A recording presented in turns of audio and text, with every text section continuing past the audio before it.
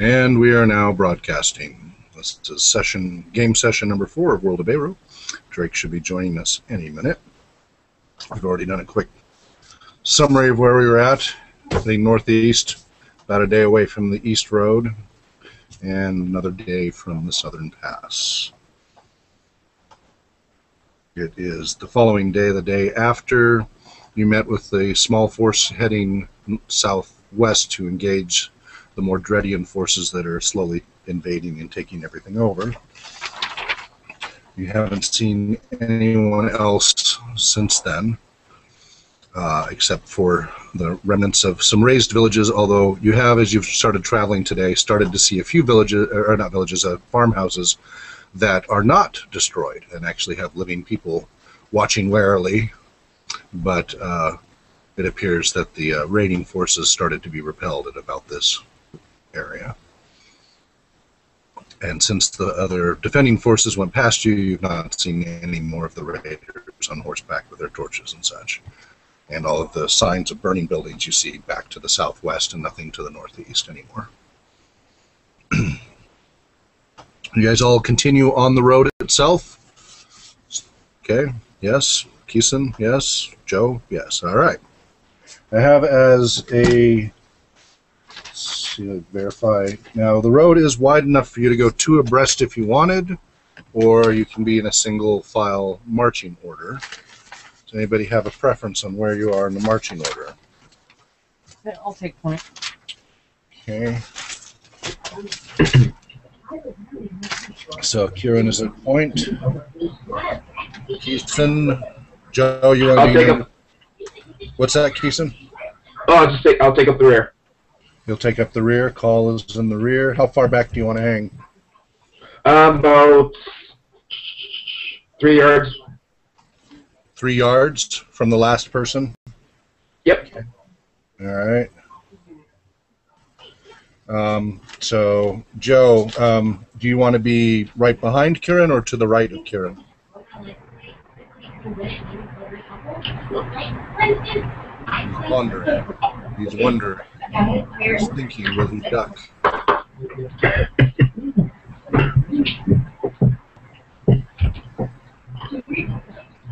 He's typing. He's crying. Circle our group as we go. Okay, how far out do you want to be?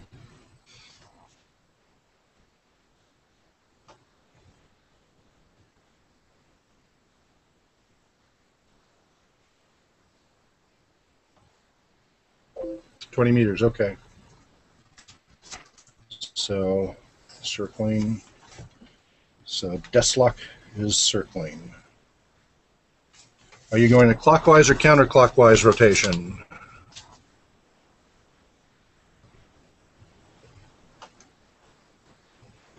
Witter shits. Oh, don't do that to me.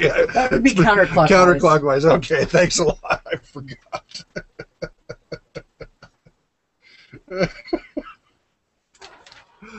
One of these days, Katie needs to GM us through Discworld. She has a complete Discworld RPG. I do indeed. Wouldn't that be fun? I tried to GM you and Drake, and it fell apart. It started out okay. It just, I think things were going on at the time, and I wasn't feeling well. Imagine that. Okay, and I'm going to stick Andrew then behind Kieran and ahead of Call. So we'll go that way. And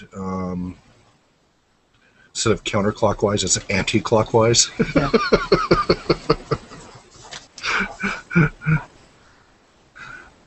Oh, so Joe, let's see your claws.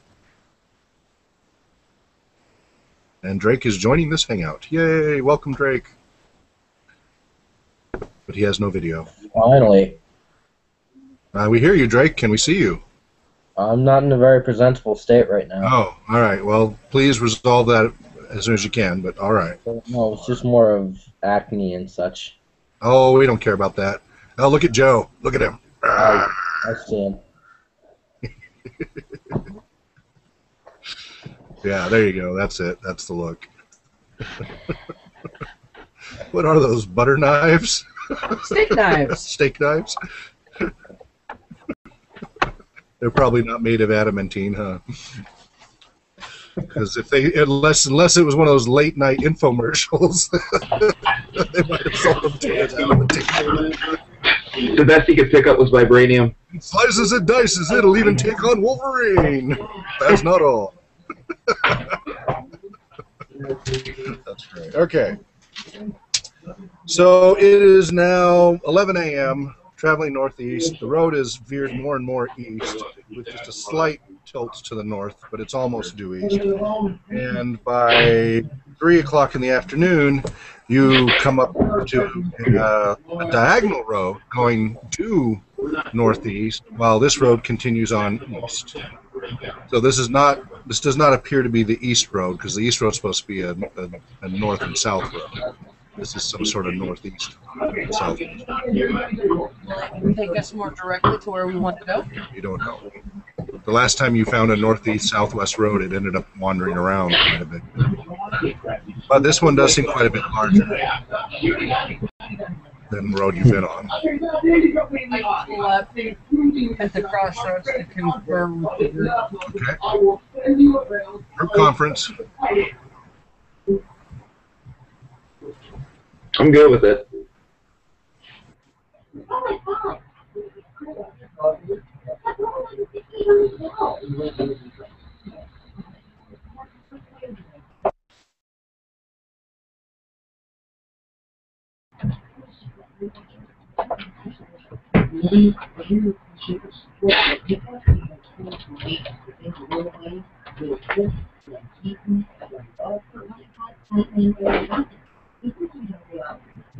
Right.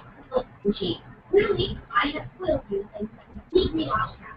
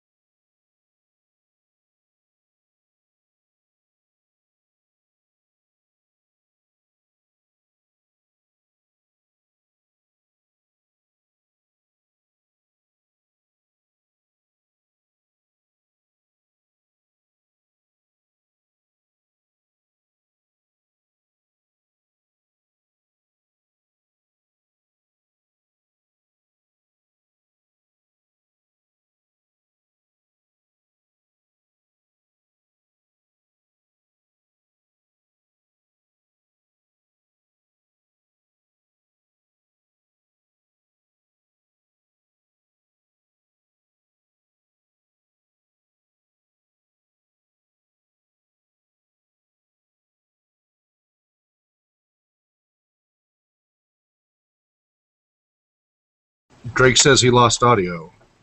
Drake, can you hear us? Or did everybody lose audio? I can't type. You can't type? I got nothing. I can hear you now.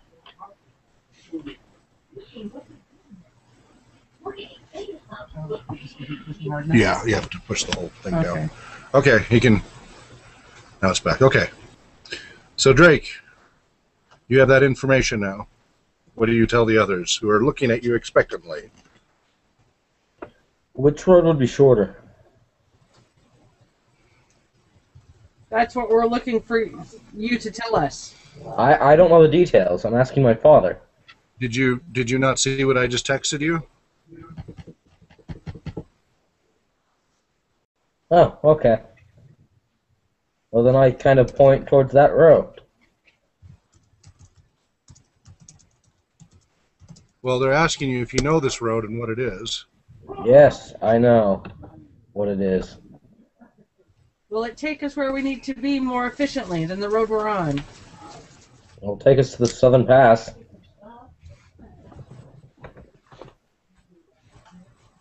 Is that where we need to go? It's part of the Okay. way.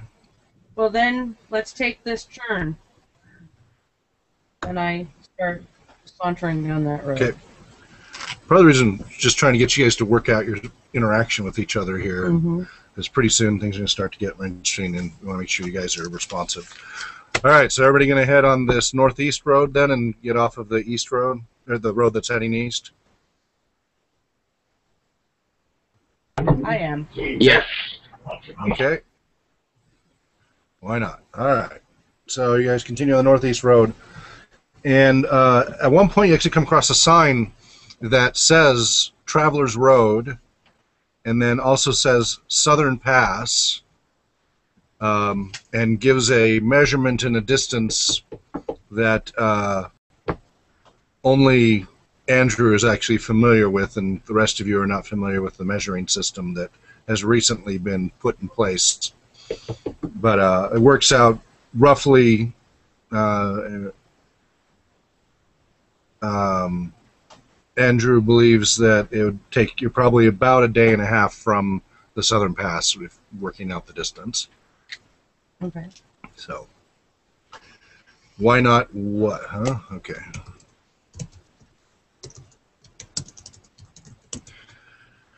Okay, the afternoon wears on. You start seeing a few people here and there.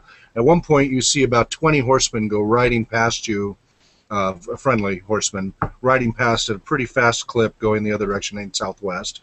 They barely heed you guys. And do you get out of their way as you see them charging, or do you try to slow them down and get in their way? Get out of their way. Okay. Andrew, you get out of their way? And Corin, yeah, okay. All right, they fly on past, and about an hour later, you hear a loud rumble, like the rumble of thunder come rumbling from the southwest, just as and go rumbling past. And you could not just hear it, you could almost feel it, like disturbing the air as it went past you. I didn't know they had subwoofers at this time. It felt a lot like a thunder that had been really close, but it seemed that it came from far away.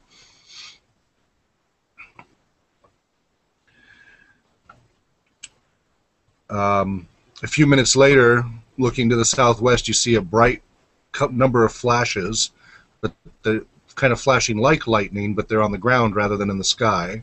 No jags of lightning, just these bright bursts of flash, many like at the edge of the horizon there, very bright. Sometimes just a white light, sometimes a bluish light, sometimes a greenish light, and then again you hear these rumbles come rumbling past you like thunder. This happens about a dozen times over the next half hour, and then it stops. Okay, guys, let's go investigate. Well, no, that's the southwest. Is it magical, Dad? What's that? Is it magical? You have a sneaky feeling that it is, from your experiences. Can I roll knowledge magic? What's that? Can I roll knowledge magic? Go ahead. 7. Yes, Joe, it's back behind us, southwest at least 20 miles. 19. 19? Sure like to be able to see you. Okay. Clearly, you're fairly certain from the different colors and how it behaved. It's most likely magic of pretty significant power. Oh, goody. So, I'm not willing to Joe, go that far. yeah, and Joe says, bad news, got nothing to do with us, keep writing. Yeah. And Core is with Deathlock. Okay. All right. Continuing on. All right. Evening comes around, and just before you guys find a place to make camp, and by the way, you're now seeing more and more farmhouses that are not destroyed, but everybody seems to be, battening down the hatches. You're starting to also see refugees on the road who are leaving their homes ahead of potential raids. And you're passing them because your horses are significantly faster than their human-drawn, their feet and their human-drawn wagons and such. Every now and then you come across a farmer with his wagon, but loaded up so much that they're at a very slow pace. Does anybody interact with any of them, or do you just ride on past them to keep up speed? Just ride on past. Okay. They just veer off to the side to let you guys go past. They don't look up. Most of them just look at the ground. Evening comes around. You Joe, you want to roll for finding a campground as you've been doing in the past? Okay, Joe's searching for a campground. 5. So he picks a place that is filled with sand fleas, ticks, stinging nettles. Can someone else look for a different campground? And the water is rancid. And no Wi-Fi. And no Wi-Fi. Oh no, you're in Utah. Okay, so Joe goes, hey, here's a spot. You guys all ride up and see that this is a horrible spot. And we continue looking. Okay, who's going to go look instead this I'll time? go look. All right, roll your survival. Let me see what my survival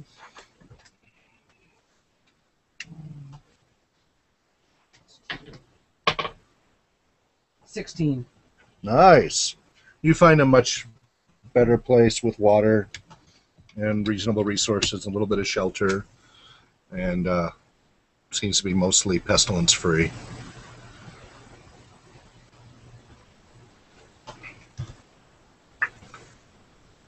Okay.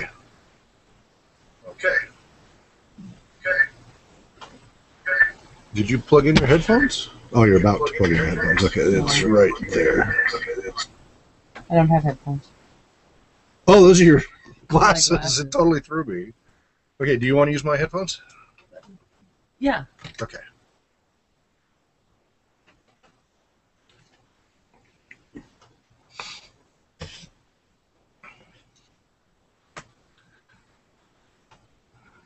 Okay. So you find a good spot.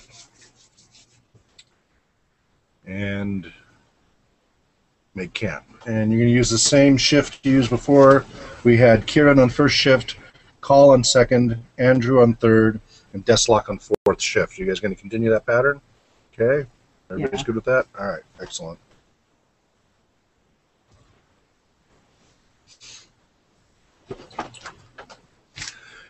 At midnight, which would be Call's shift,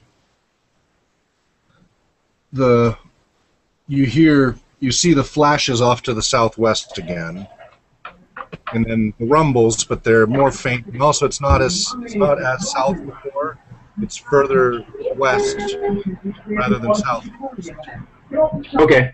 And so you see the flashes, and it takes much longer. You don't even see them as brightly as before. They're more just lighting up the distant horizon and the clouds there. So they probably count, and it's over 30 seconds before you hear the booms. So roughly 30 miles. But this time it's many. Flash, back and forth, and every now and then you'll see arcs of light moving up into the sky, high into the sky, a column or jagged bolts in reverse. And booms persistent. This goes on for about another half hour before it stops again. Okay. And then it's just quiet. And before there was, natural insect sounds and little night bird sounds. But after the booming stops, utter total silence. All you hear is your own breathing and your heart beating, and the breathing of the others sleeping and the horses. Everything else is just utterly silent. Some time goes by. What's that? And that was at midnight. Was that at the start of the shift, or? Okay. At midnight is when the action started. I think your shift starts around 11. We don't have exact times here. Let's see. Going backwards. Okay, but it was like at midnight when it started. Yes, it started at midnight and ended at 12:30, basically, roughly. 2, and then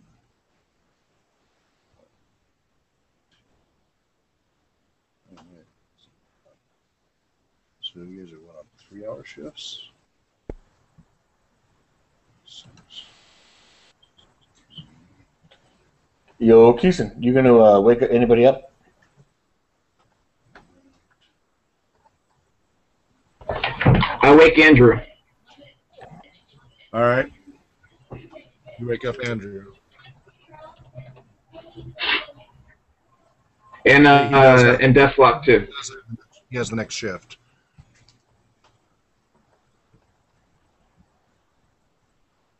What do you tell him?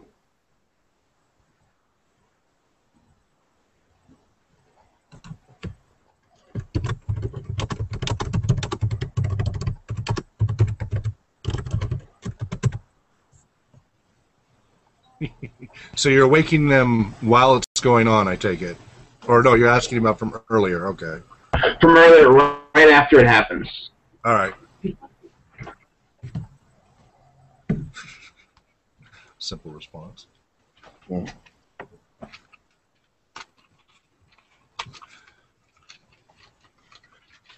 Bad mojo.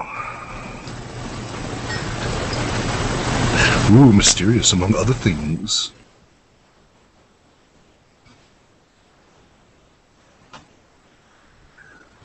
Hmm.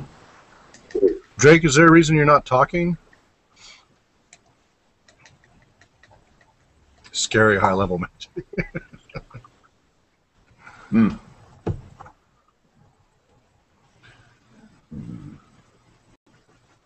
All right. I don't like magic. Well, it goes faster when we're talking than typing, guys. Hey, Drake doesn't feel like talking. Okay, fun. All right. So, Keeson asked Deslock to take a look around. Sure, I could take a look around. All right. And since I'm up anyway, and I don't need that much sleep, I'm gonna see if I can do some hunting too. Okay. Do some night hunting. You gonna hunt bats or what? Owls? Most herbivores are nocturnal, and they're What's delicious. Yeah, yeah. Most herbivores are nocturnal and delicious. Yep. Okay. Whatever I Roll can find, you know. Yeah. Roll for it. You looking for any particular types? A 2. Okay. You waste hours finding nothing in the night.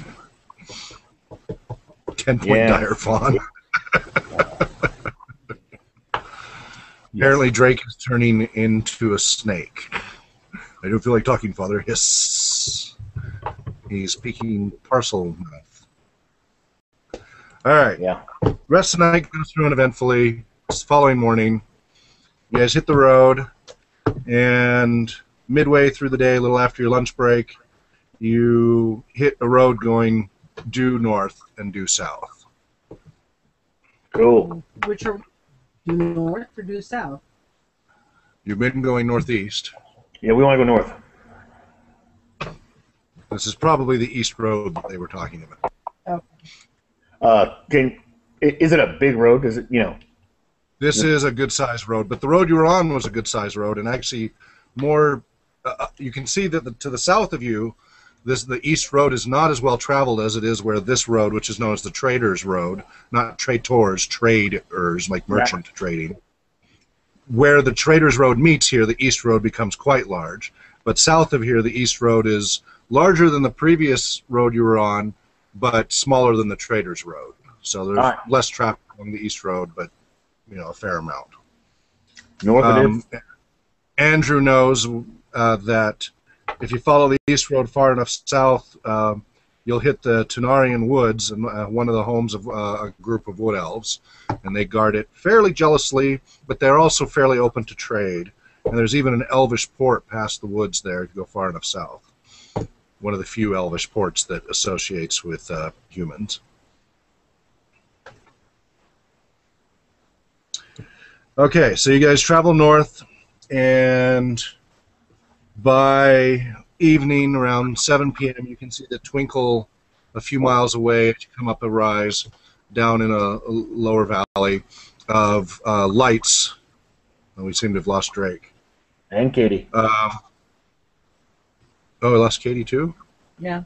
Oh. I got through to an error. Ew. Curses. So, let's see what happens here. Welcome back. Your dream will go to get out. Welcome, welcome back. Welcome back, Kata. All right, welcome back, Katie. Up Welcome the back. nose with a rubber hose.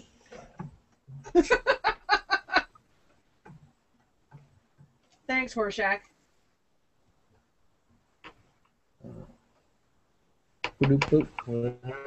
Drake. Keeson's too young, he says. These are old person references. We're old. Yeah. Old fogies. He's only 22. Wow. You're a little whippersnapper. Come on, Drake. Keeson's mom had to buy him that wine. She did. I have a cool mom. Lauren's a cool lady. Hey, well, hopefully Drake gets back online here in a minute. So, but anyway, you see down below the twinkle of lights of a small cluster of buildings, and as the sun's kind of setting, yay, Drake is back. Welcome back, Drake. We missed you. It crashed. So you see the twinkle of lights in a small cluster of houses and farmhouses. At the base of you see a large. So you know the mountains now are quite tall. The Dragon Spine Mountains are off to your right and towering above you, layer after layer, a successively taller layer, thousands of feet high. But you see a break in those mountains, a major gap in the mountains, and at the base there, you see there's an intersecting road creating a crossroads. The east road continues north, and then you're assuming the road going east and west is the Queen's Road you've been hearing about. And there's a small, it's not quite a town, but a number of buildings, and then a big gap, and then you see a large fortress with very tall walls spanning the width of the break in the mountains there, from one edge of the mountain canyon to the other. From this distance, it's difficult to gauge how tall those walls are, but they look formidable. And one large gate in the middle of it that the Queen's Road leads right up to, one double doored gate, but looks like, you know, it's hard to see the details from here, but you know, looks large enough to put a small group through, but enough to restrict it from too many people at once. And the sun then quickly sets behind the horizon to the west. And so you have about a half hour of dusk before it gets really dark. And you're guessing it will, at a trot, probably take you 45 minutes or an hour to get there. If you brought it up to a lope or a canter, you could probably get there in about 15 or 20 minutes.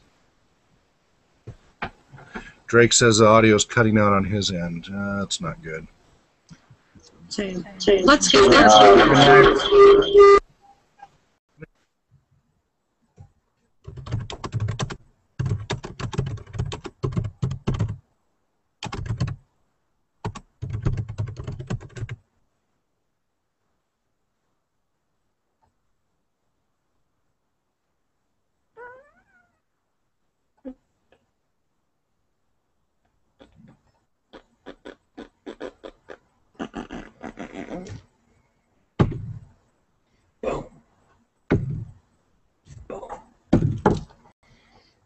Boom.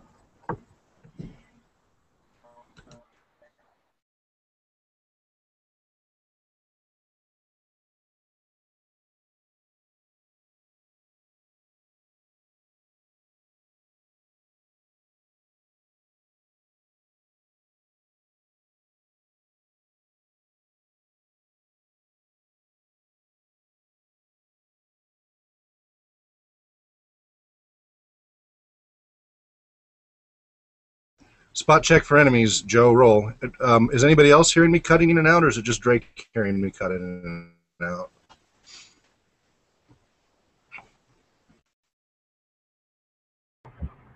It's pretty consistent. It's just every once in a while, once we restart or so. But otherwise, it's consistent. Okay, looks like Joe got a 7. Is that with your bonus?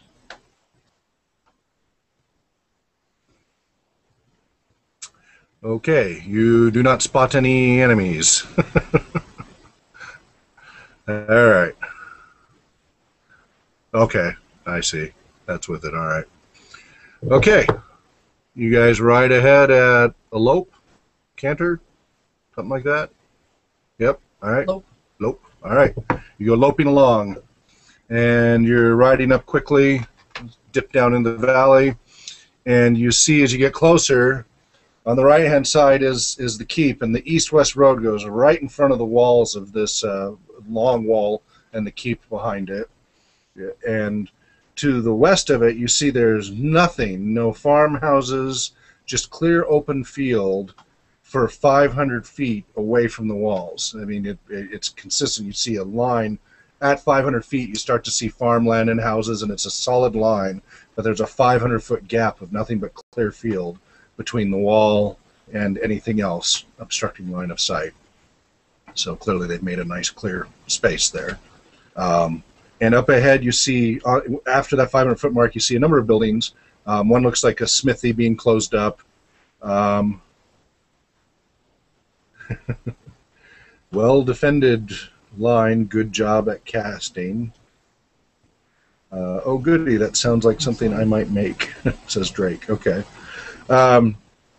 So you come up and you finally hit the intersection where the East Road meets the Queens Road, right in front of these huge gates. The walls are about 80 to 100 feet tall here, very tall. And the main gatehouse is even a little taller.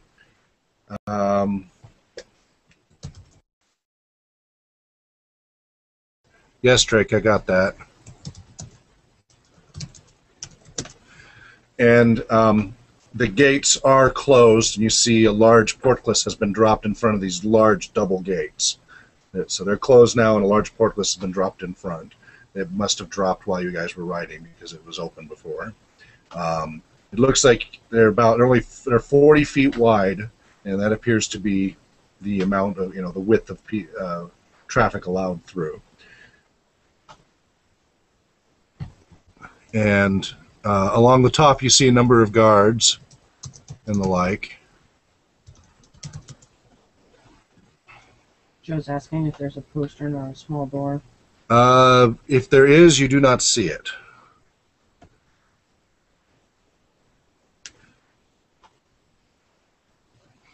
But there are guards all along the top, and some of them are eyeing you, not really suspiciously, but attentively. And then the Queens Road goes back to the west, as I said, 500 feet before you start to see buildings and such. Does anybody want to hail the guards or head off in a direction, or what do you want to do?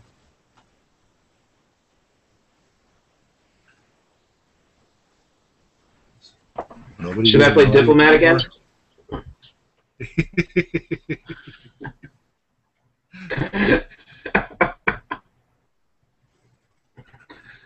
I scream a thought to the guards. What do you scream? Hey! Hail! One of the We wish to we wish to enter to head north. No, you can head north. The road continues north. Oh, Eight is go east into the mountains, into the pass. It's the pass that's there. Oh, head east. No, the gates are closed for the night. Unless you're on king's duty, you may not pass until the morning. We are on king's duty. Where's your pass? And I put my hand out to grab the scroll that we were given earlier.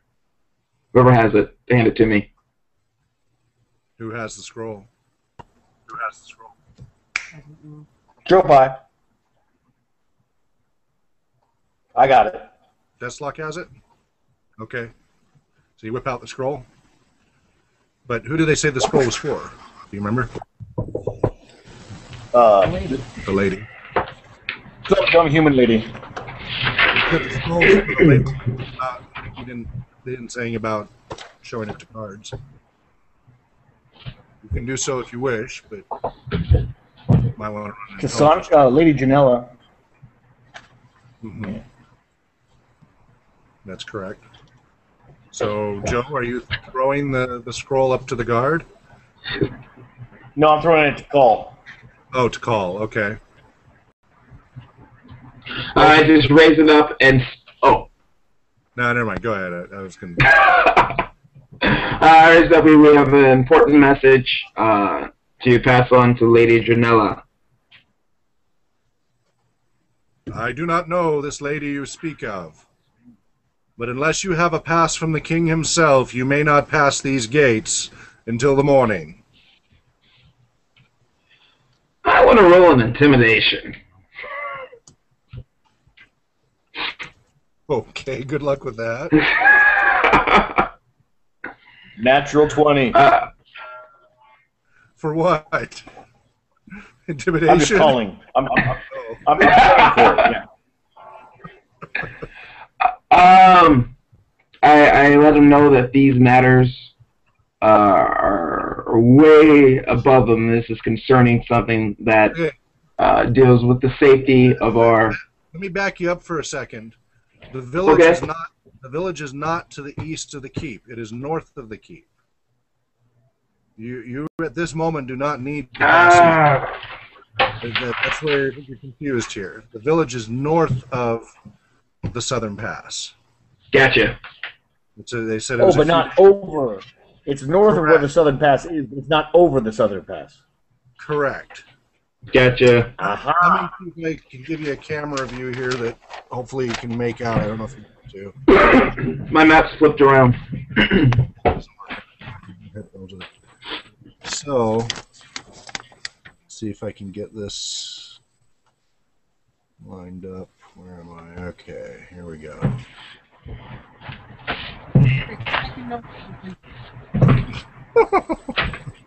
So, here's the Great East Road. Right. Here is the Traders Road. You've been going on this last bit.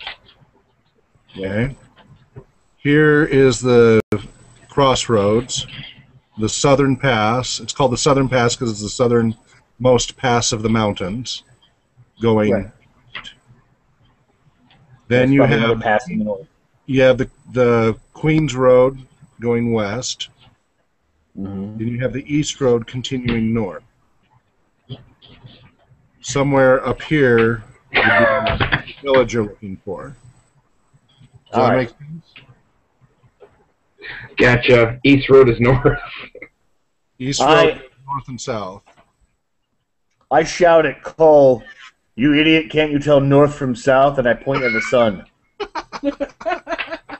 And you guys were at Port Balkoff back here originally. This is where you started.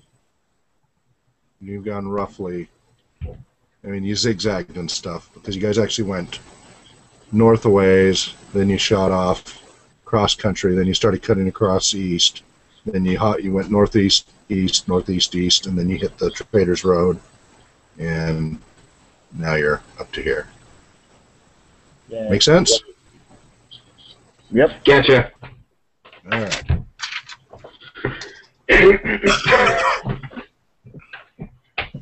So I put my reins in a retreat back. you say, never mind. Yeah. Oops. We didn't want your stupid smithy anyway. Oh, no, the smithy and stuff is over to the west, over where the cluster of buildings are, 500 feet away from... That's not inside the wall, that's outside the wall? Everything's outside the walls. You only saw military stuff from what little you could see from above. You can only make out military stuff. All the civilians are outside the wall. This is not a civilian defense, No. except to guard the pass from invaders from the east. And Andrew, you would actually know this the most. Andrew, you know that there's one more keep at the summit of the pass that actually is the first defense against invaders, and is the outermost limit of the kingdom. You know, it's the outermost border of this kingdom, and then leads into the arid lands.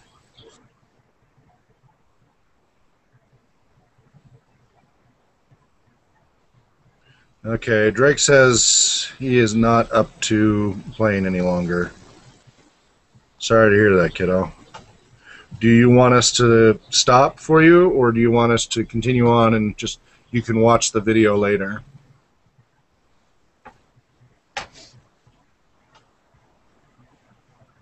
All right, we'll keep playing. You can always watch the video later. Do you want something for it? Do you want me to give you some? I mean, is there anything I can give you? Or you just need some sleep?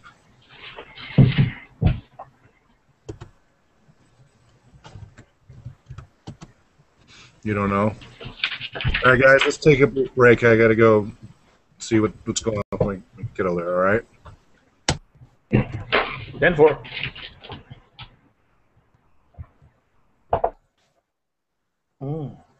Now is the time in D&D night where Lauren does her dance.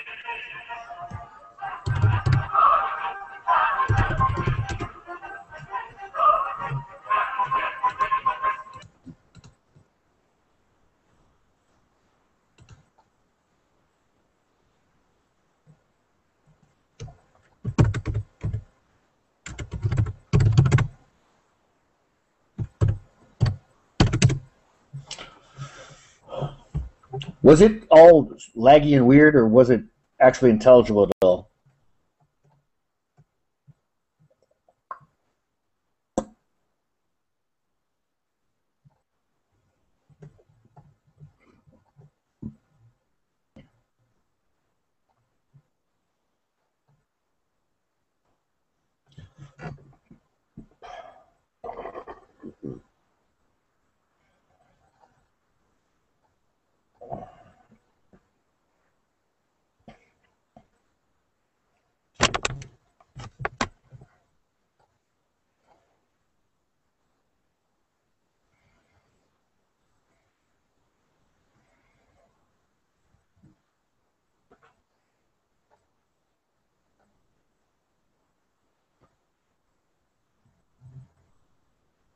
Hey, Katie. Yes?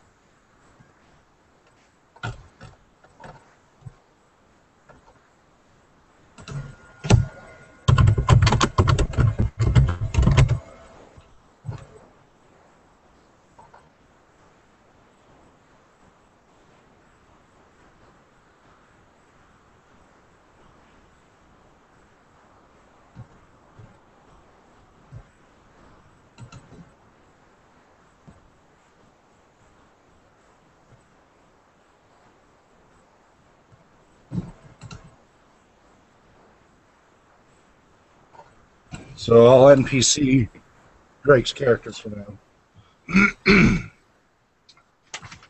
Andrew the NPC. He is now a red shirt.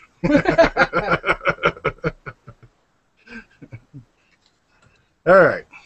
So, after the little misunderstanding, what do you do now?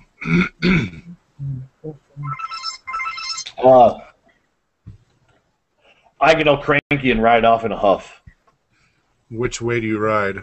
North or west? North?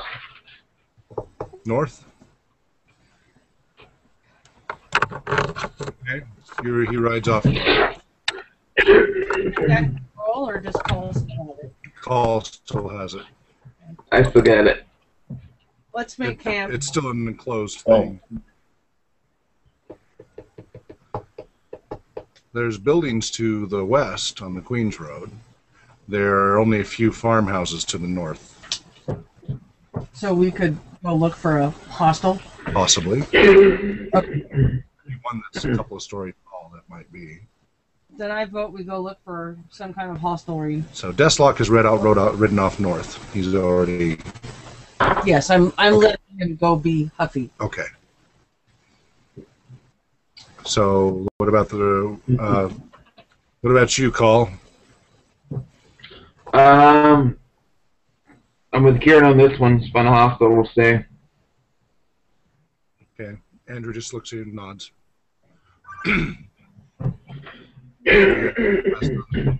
Road. Yes.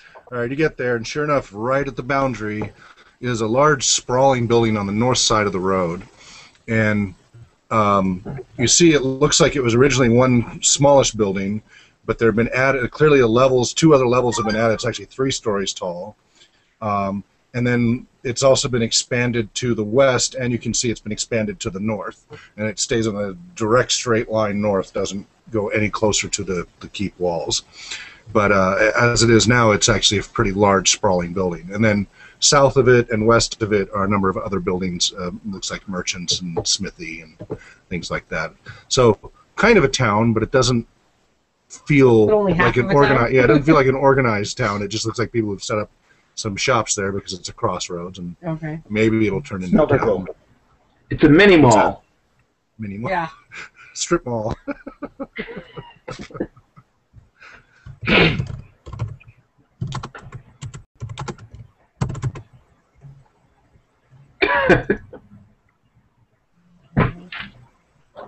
That's a town I haven't been to. It's on I-90. If you've been between Spokane and Montana, you've been there. Okay. Which one? Smelterville. Oh. Smelterville. It's a Walmart, an abandoned hotel, and 30 trailers.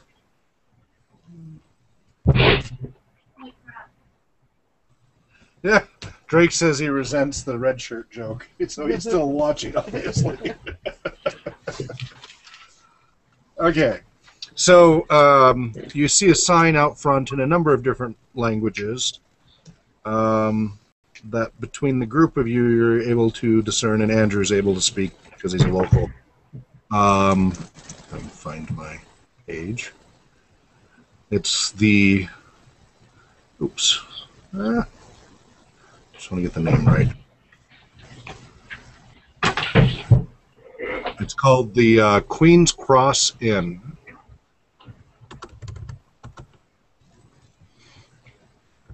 And you can hear murmuring and conversation, but you don't hear any laughter or music inside. But you definitely hear murmuring conversation and see light coming from the inside. However, the normal lantern that's outside of it is not lit. Huh. I walk in. All right, you walk in. I go too. And you walk in. And meanwhile, Deathlock Is off. still off to the north, being okay. A feminine hygiene product.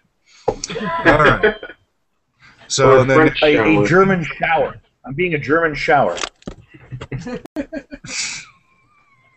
okay. Wasn't familiar with that use. Okay. On the And the three walk in, and it goes silent as people look up, and you see a mixture of farmers, laborers, merchants, and a few soldiers over in a corner, all going silent as you walk in and staring at you, especially, Call. By the way, Katie, do you have your hood up or down? Up. They stop and look at you. The innkeeper is an older, scrawny fellow, stooped pretty far over, who's got one milky eye and a scraggly gray beard, and comes limping up to you. Yes, what is it? What can we do for you? He gives you a gap-toothed smile. We're looking for rooms for the night. Oh, good. Well, you came to the right place. This is the only place for miles, unless you've got the king's pass to go in the keep. Well, have a seat. There's still some tables free, or you can sit at the bar. There's some seats there. Would you like anything to eat or drink? I make arrangements for rooms. Do you want a common room or private rooms? Common room will be fine. Common room with the others, then. We have one large common room over in the west extension, and those are. Let's see, kind of coin it. I don't have anything. Oh, gold pieces. Coinage, yeah. And the common room's just going to be 2 silver a night for each of you. Private room will be a gold. Point of order. Mm-hmm. I've got 7 gold pieces. How do we make change?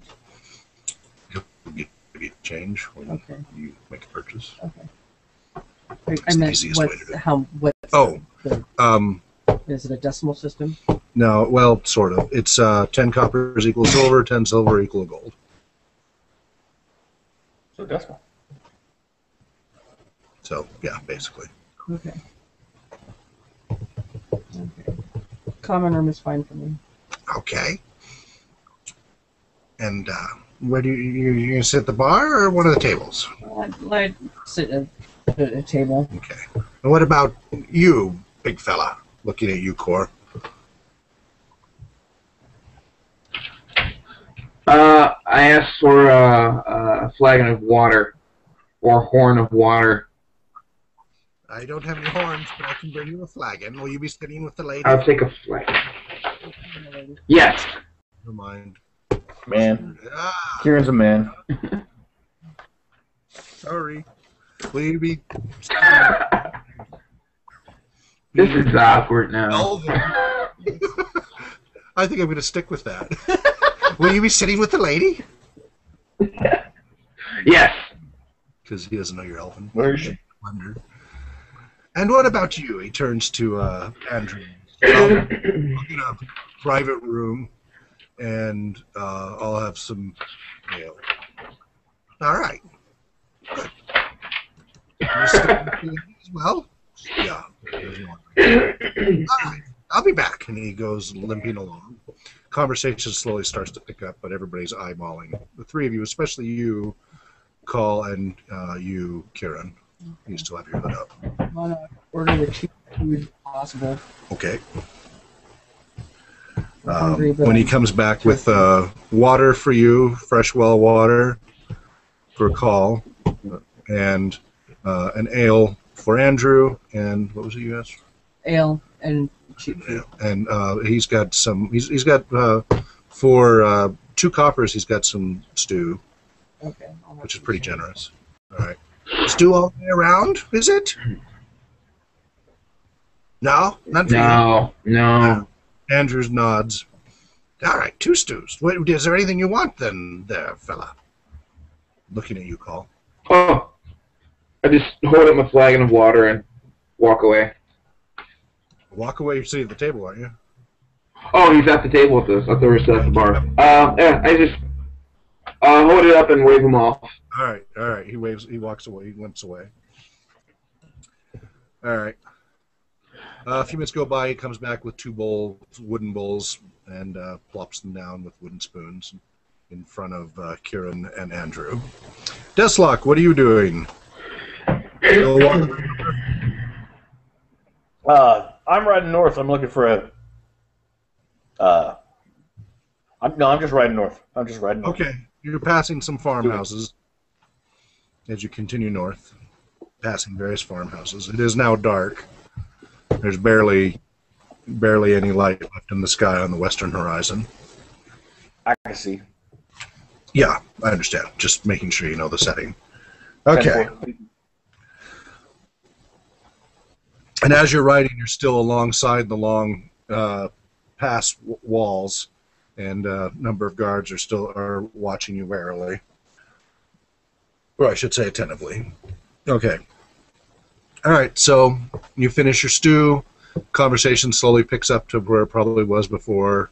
Again, not any laughter, mostly very concerned, serious conversations about the oncoming onslaught from the south and the rumors that are running rampant about the explosions and the flashes of light and the refugees and the slaughters.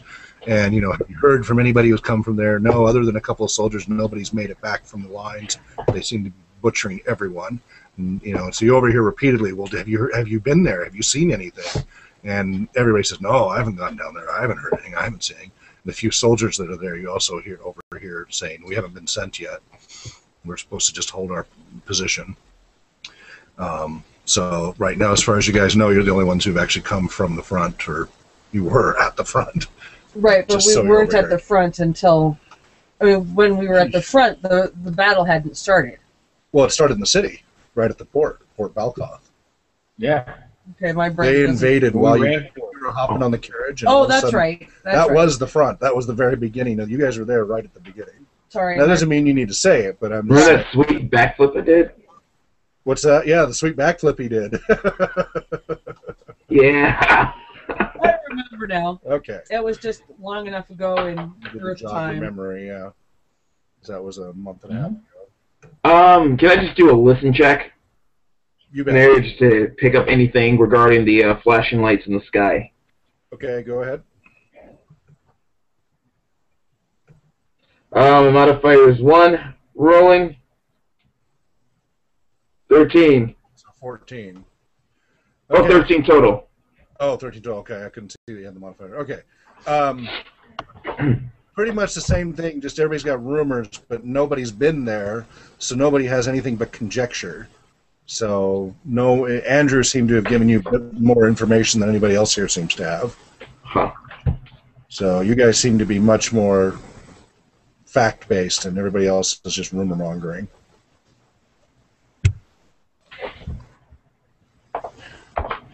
Huh. Can I just do a general lookabout, just like a take a 20, and also add a sense motive modifier to see if there's any unsavory characters? Okay. Oh. I just say you don't even need to roll at this point. If you're taking the time, it's pretty straightforward.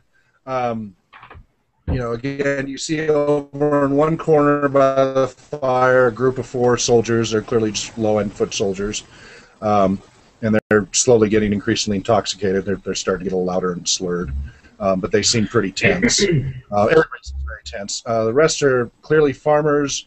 There's a couple of merchants looking, 1 or 2 who might be traveling merchants. The others look like regulars. There's one guy who might be some sort of smith or some sort of laborer, but got enough burns and scars that you suspect he's on the smith side. And 3 other people over in the far back corner, kind of keeping to themselves, who are in dusty, dirty travel gear and have kept their, as Kieran has done, have kept their hoods up and over their heads and are just talking amongst themselves, and you're not really able to make out what they're saying at this because they're the opposite end of the tavern. Huh. Those are the only ones that kind of stand out from the rest.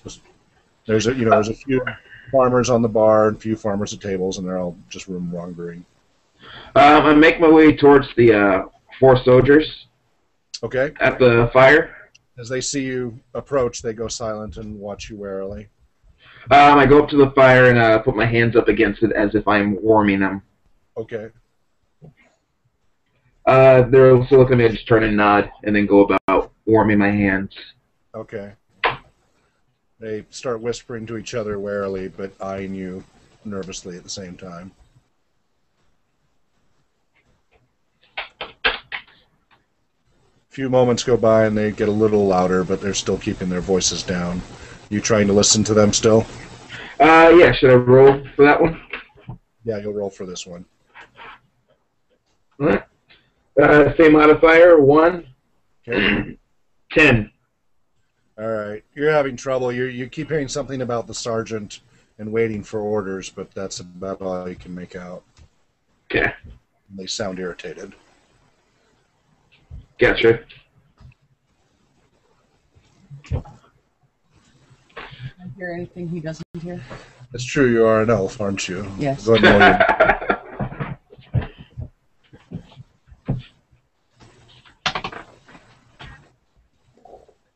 7. 7. Not right now. There's too much background noise. Plus. Interfering with your fine hearing. Andrew finishes his stew and nurses his ale.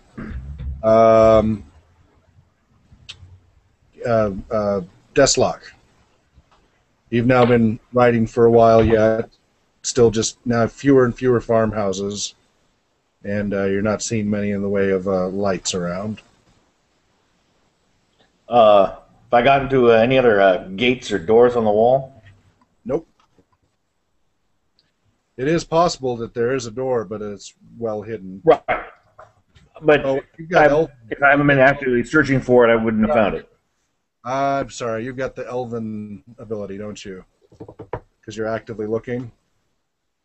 No, I'm not. I haven't been. Oh, until now. Right. Okay. How much farther does the wall go? It spans about an eighth of a mile from north to south. So Okay. you're about at the end of it. Meets up the other canyon wall. And, So and the further it doesn't turn a corner; it just hits it hits a canyon wall. right, it butts up against the perpendicular canyon formation. And the further you get to the canyon, the taller the wall gets. It's actually shorter, closer to the center. And the further out you get, the taller it's gotten because it's been built up on the terrain below, a cliff face that runs along. So even though the wall itself still may only be about 80 to 100 feet, the terrain allows it to be 100, 200 feet in some places. And yeah, the closer you get to the canyon, the more sheer it is. So it's pretty well designed to keep intruders out. It's not that a very nimble person couldn't climb it, but certainly keep out any major military forces. Right. Can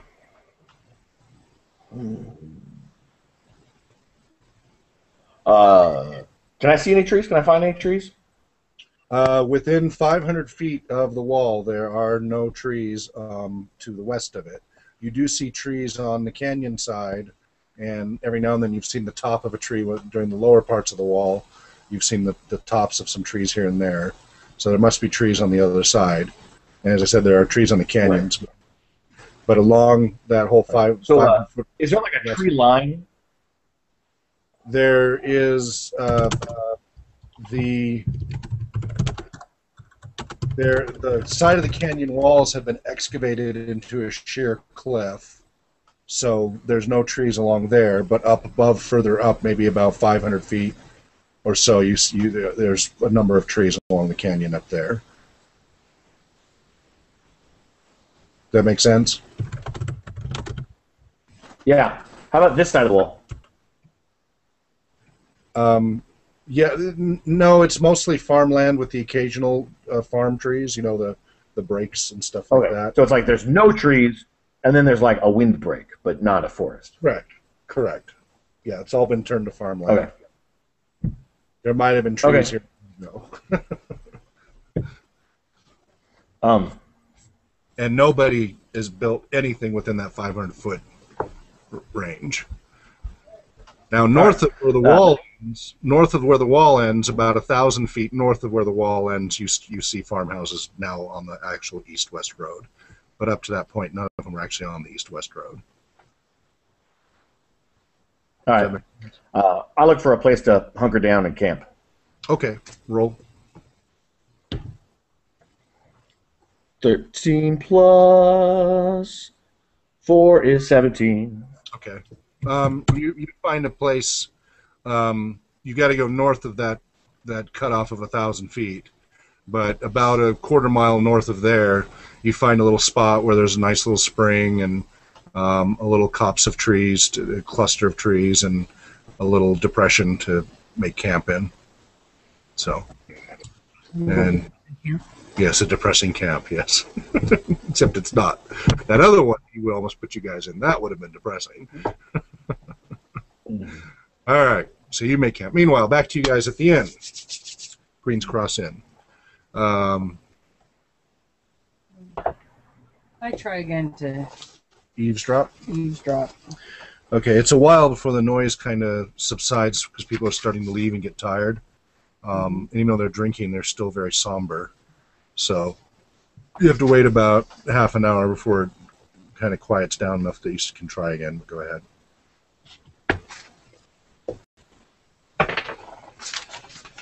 16. Okay, that's better.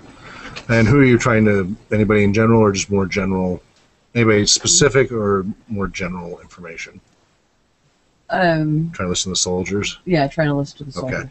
All right. You make out something about they're still waiting for orders.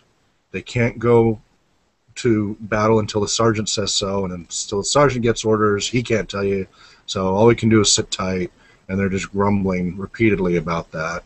They want to get into the action, and they feel ridiculous sitting here watching these lights and booms off in the distance while the forces are clearly heading towards Camelot. They're going to get left out of the action, they feel. But right now the orders say, man the post, do not let anybody come through the pass, follow orders, and do not engage.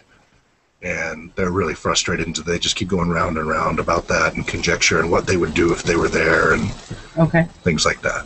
And they're all fairly young. They all appear to be low-ranking grunts. Young bucks. Yep.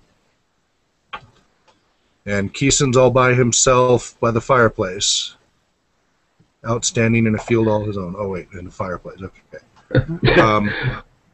Andrew gets his key to his room and goes upstairs to his room. He lets you know which room number.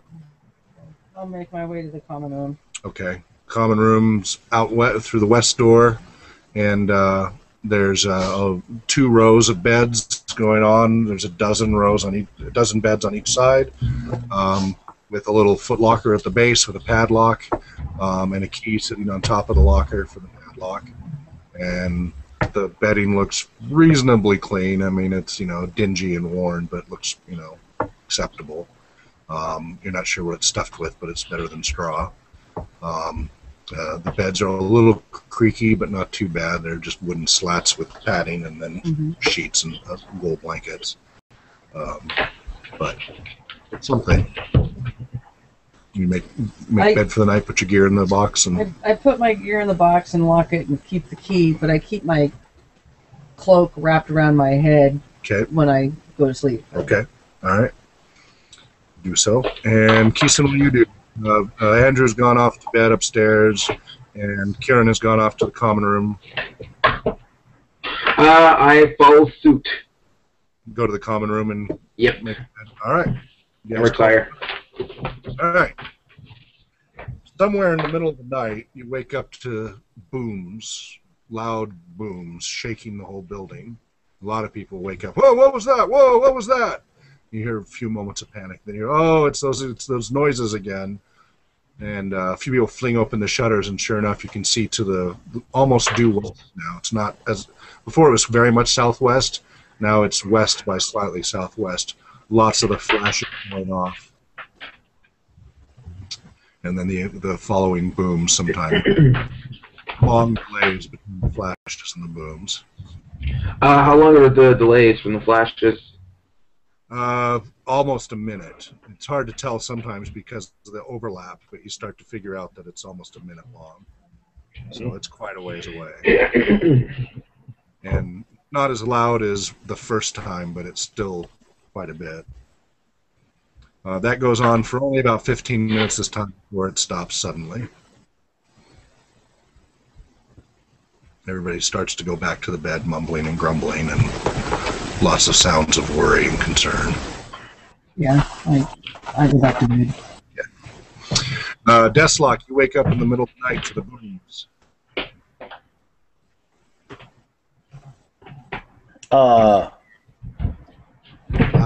Horizon. How far am I from the wall? You are a quarter-mile north of the 1,000 feet demarcation of the tree line. So 1,000 feet north of the wall, and another quarter-mile of that from that 1,000 feet. So almost, I guess, half mile. Yeah. So I, pet my horse and go back to sleep. Okay. All right. Okay. So following morning comes around. People are slowly stirring. You can smell cooking smells coming in. Smells of bacon or sausage and porridge and other things cooking and enticing. And people slowly grumbling to wakefulness. You want to order breakfast? Okay. So $2 for a cheap meal. The horse is the big spoon. I don't know what that. Oh, is the big spoon like spooning? Spooning with the horse? Yeah.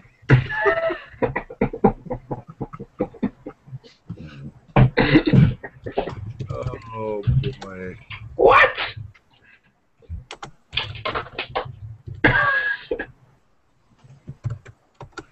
It was late enough. Had to console the horse. All right. I also pick up the 2 copper breakfast meal. Okay. And so the cheap breakfast is porridge and 1 egg and some pork of your choice thrown on top of the porridge. Pork of your choice? Either bacon or sausage. Oh. Yeah, pork of your choice. You want pork or not? Surprise me.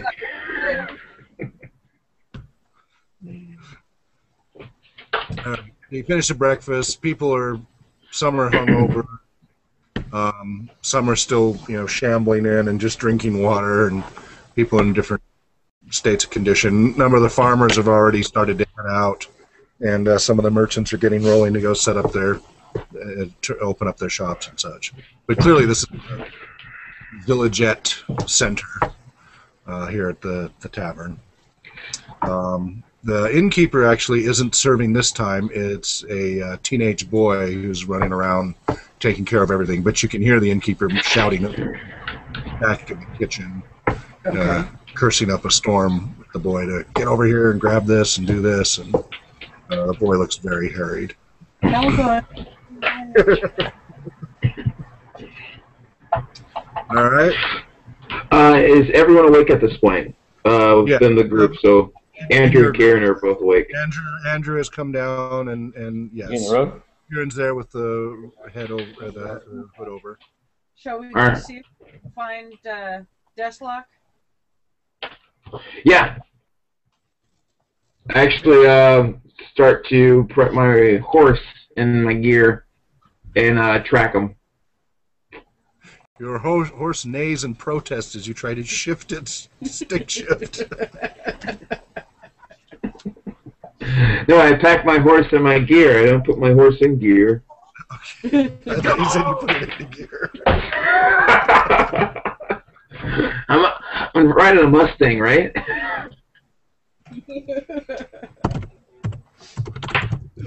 Zoom, zoom, zoom. Who's the big spoon now?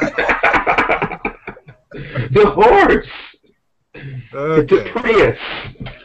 Now you gear up all... All right, you guys get all your gear gathered up and get back on the road. Go north on the east road, since that's last time you saw Deathlock? Yeah. All right, meanwhile, Deathlock, when do you get up and what do you do? I get up at dawn, and I go see if I can forage for some food. All right, forage away.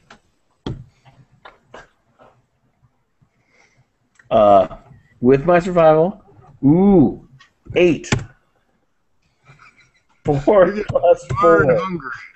You're getting hungry. You managed to dig up a few nuts and berries, roots and berries, a few nuts. But Bad ranger. your stomach is rumbling. You'll Well, I live. have but- food. You know, Oh, but you weren't choosing to eat it, were you? well, if I don't find food, yeah. Okay. All right. Then you eat some of your ration. All right. So while you're eating, you see the 3 members of your party riding up the road. You're over on a hillside off to the side, but you see them riding slowly north. What speed are you guys going? Trotting? Yeah. Okay. You see them trotting north, heading to Trot. they're about a half mile away. They're a half mile away on the road. Yeah, they're on the road. You're off the road. Yeah. I start packing, and then once I'm done packing and stuff, I make the angle so we'll meet at the road at the same point. Okay. So you guys travel north. You get past the northern tree line and just a little ways past where the trees resume north of the wall. Sure enough, you see Deslock off the side of the road there, waiting. Yay. So, did you find anything out in your travels last night? You're an ass. Deslock. Trees. From the trees. Well,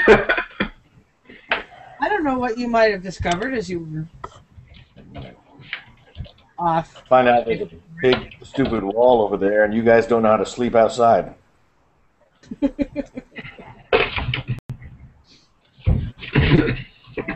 warm and well fed. Your taunts do nothing for me. Way to rub it in.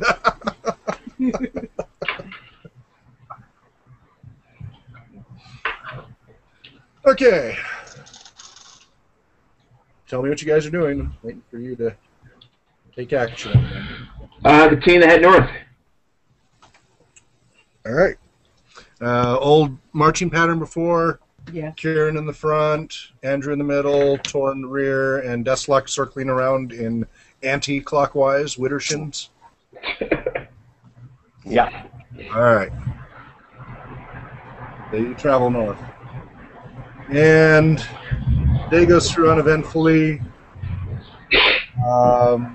And by evening, as you're starting to look for camp, you can see off in the distance, too far to make it tonight, but you can see the twinkling of what looks like a small town or village far to the north as the night falls upon you.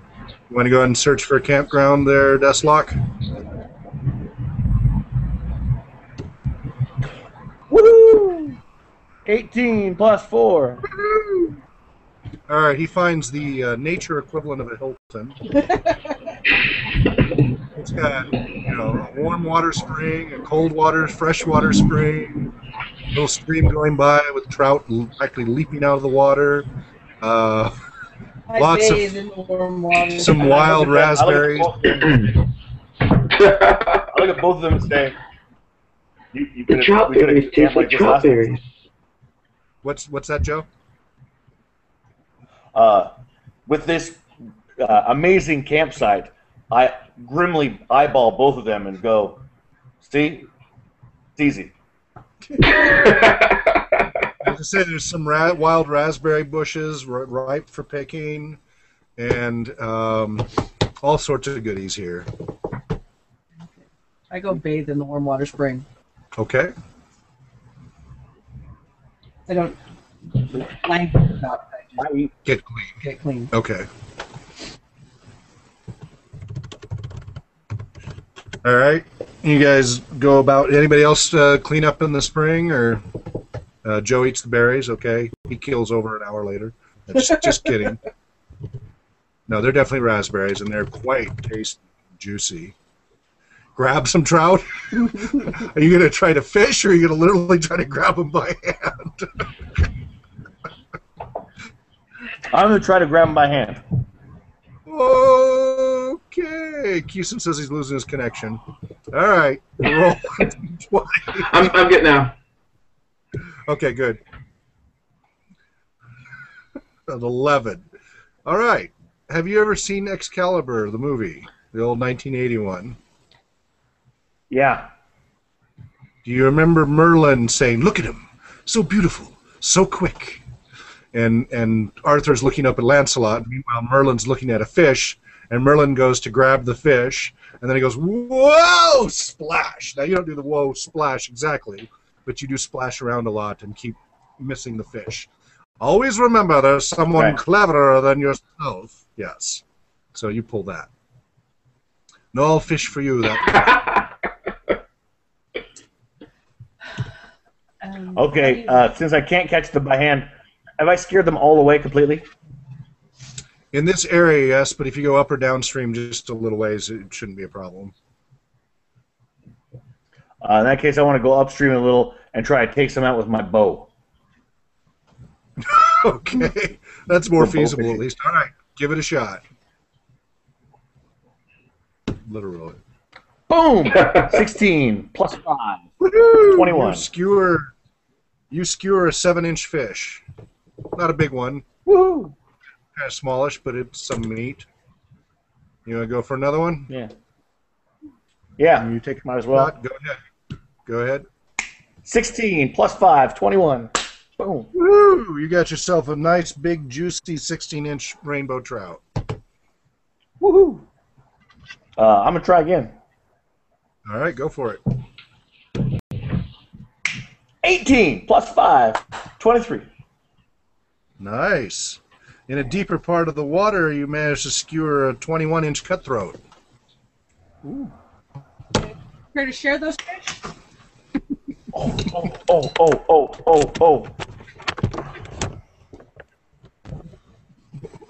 What? Are you showing me proof of Natural something? 20. Woohoo!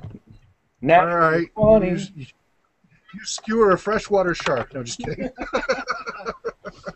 30-foot sturgeon. Okay, I'm going to roll double on this. You find a small pond of larger water, and you get a, let's see, what time of year is it? What, did we establish what time of year this was? I forgot. Anybody write down what time? Yes. Last time it was October 5th. Okay. So October 7th. Okay. So, yes, So first, yourself. first week of October. Tell me what to be big enough to be 30 inches and tasty. What would you like it to 30 inches? Yeah. Oh. Steelhead.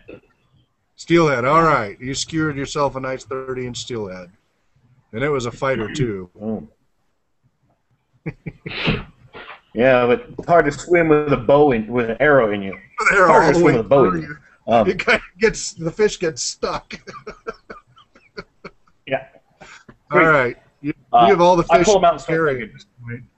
All right. Finally, a fire. Get a fire going. He brings a slab o' fish. Oh, good. Gets a nice fire going. Woohoo! This is the Hilton of the outdoors. And there's some raspberries. Any other There's a edible herbs number. around? Yeah, there's a number of herbs that would make some good seasoning and such, and there's one that's kind of a sweet, nice little. It has a nice little sweet nectar that is good to kind of stick on.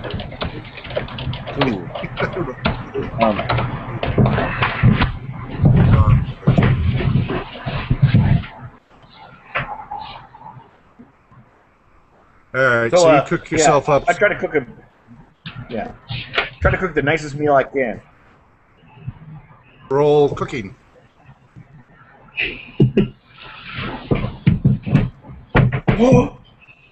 Natural 20.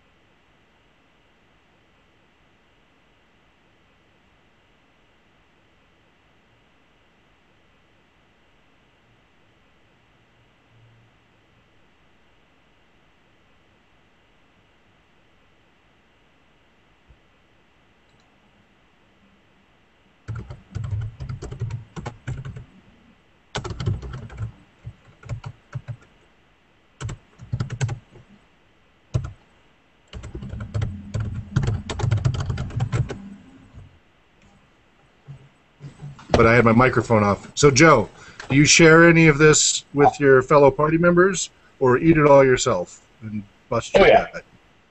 No, Seriously? I share it with everybody, and I brag about it, and I'm like, man, you guys could have had this last night. This is exactly how I camp out every night. Okay, we lost Keeson. Keeson goes to find white and black truffle oil. But he's gone. We lost him. All right, I want to get you guys this next stage before we call it a night. Okay. But Keeson back. You're almost to the next major It was landmark. moving me off several times earlier. Yeah. I don't know what that's about, their server or something. Come on.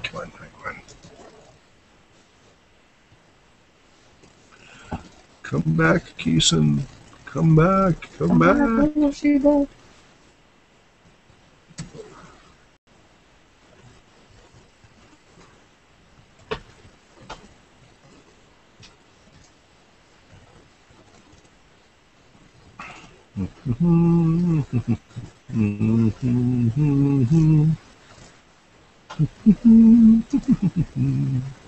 Is he coming back or is he toast?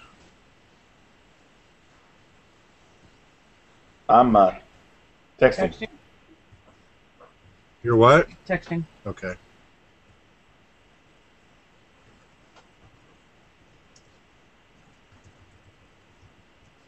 You might have rebooted or reset something.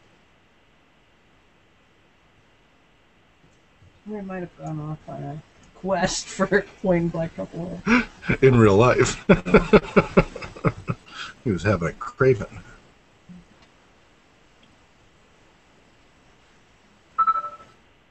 Okay. His internet went down. He's Rebooting on stuff? his way. Yeah. All right.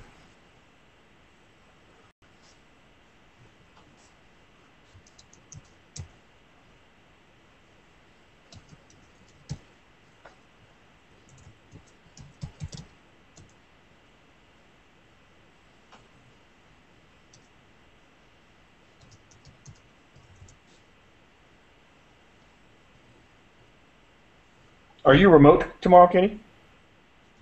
Yeah, I'm in Spokane. I only come home now the first week of each month. Okay. That's pretty cool. Yeah, it is kind of nice.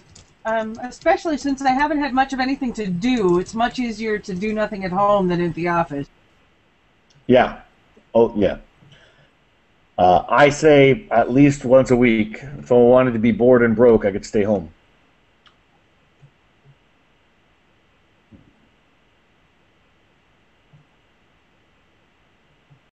But at least she's getting paid. Yeah. Yes. And paid well by local standards here. Yeah. This is good. Yeah. As a waiter, 2/3 of my income is not wages. Mm-hmm. Yeah, tips, yeah.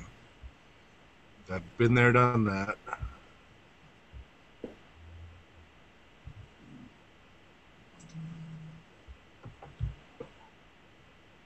So you still advocate no tip for bad service as opposed to meager tips for bad service? Did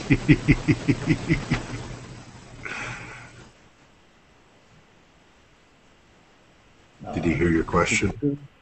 No, I didn't hear it. So do you still advocate no tips for bad service as opposed to meager tips for bad service?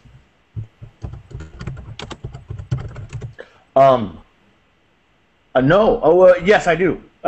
Yeah. Depends on how bad it is and what is bad about it. You know.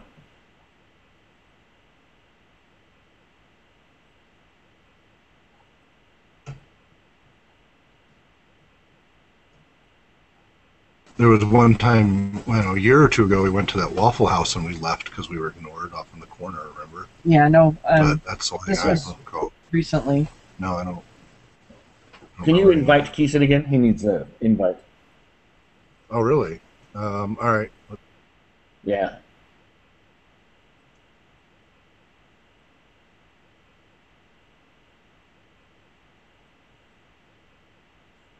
All right, I sent him the invite. There you go. Oh. Yeah. So, I have good days and bad days like everybody, but I'm a really good waiter. I'm not fine dining style, but I'm very good at the stuff I do. So, I always advocate for excellent tipping when I'm your waiter. Kiki!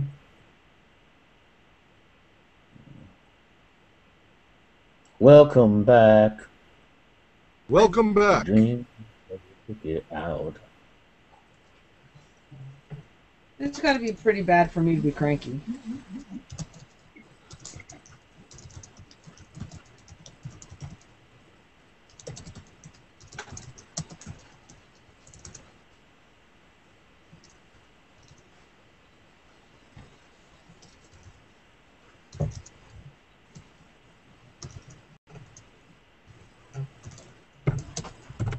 Now you got the Welcome Back Kotter song in my head.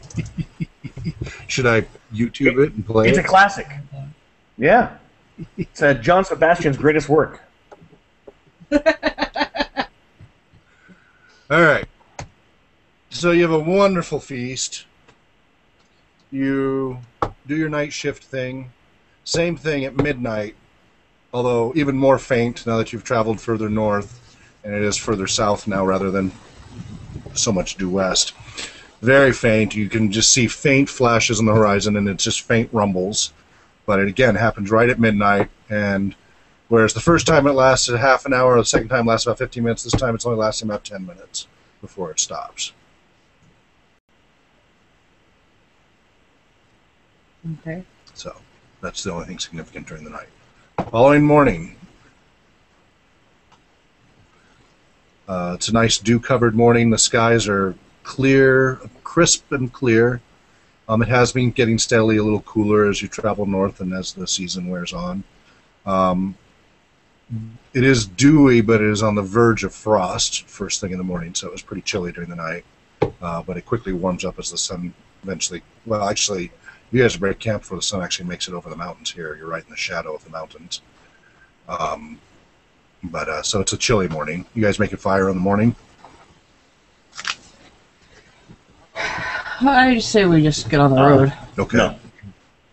Cold breakfast. Hit the road.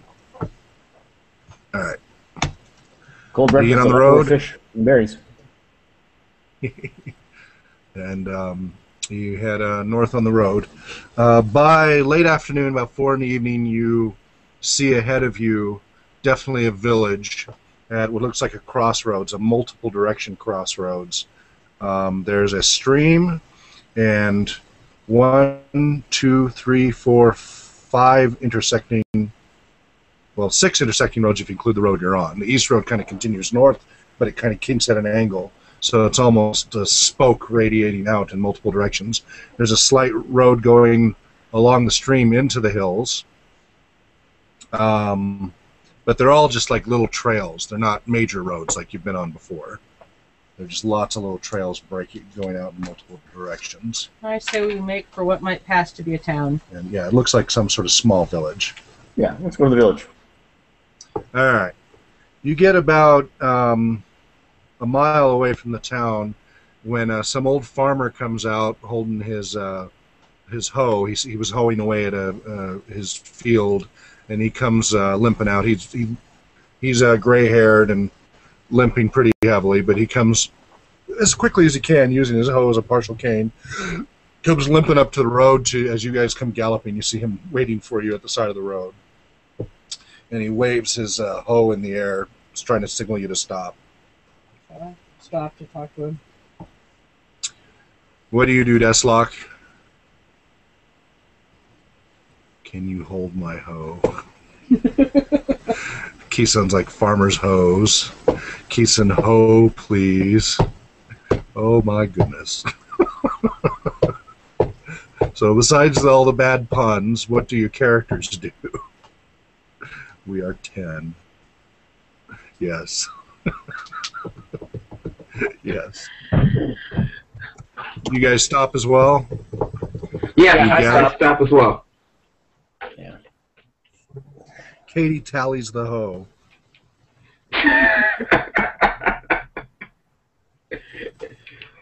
You could use this. Let me go get the imp of punishment. I dismount. All right. Hey there, travelers. We don't get many of you up here.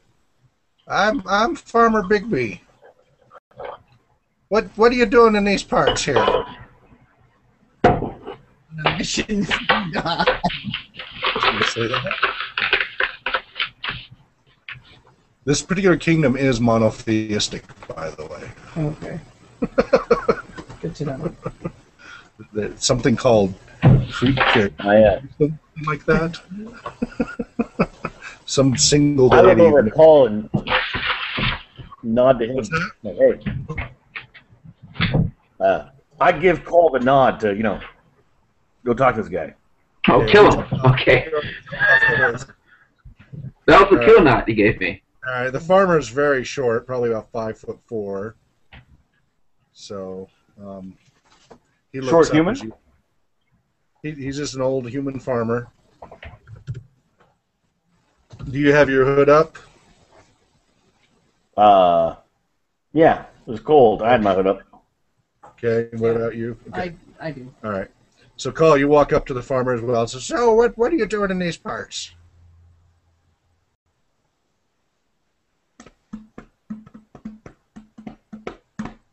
It's speaking to you, Carl. He's typing. Oh, we are traveling. Okay, I see. We're traveling a very important errand.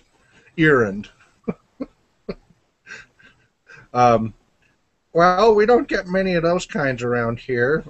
You're going to be just passing on your way? What village is this? This is Village Kasarnak. We're just a little farm town. Nothing special here. Nothing to see really. We don't like to get too much attention. Isn't that where we're going? That Going is to where- Stark? Kasarnak is your goal. Yeah.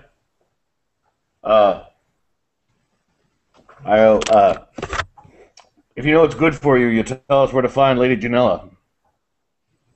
Who are you to talk to me that way, young little boy? I'm the guy with a bow. Oh. He kind of clamps onto his hoe and shrinks a little. I see. The lady who? Janella. I put my hand on Deathlock's shoulder. Okay. And Jump on the- I'm still on a horse. have him you put your step hand on the aside. side? Okay. And let the farmer know that we mean no harm. Does anyone here? We're just looking for a lady. Lady Gisela. Oh, well, there is the lady. I don't know her name, but she lives up on the high house.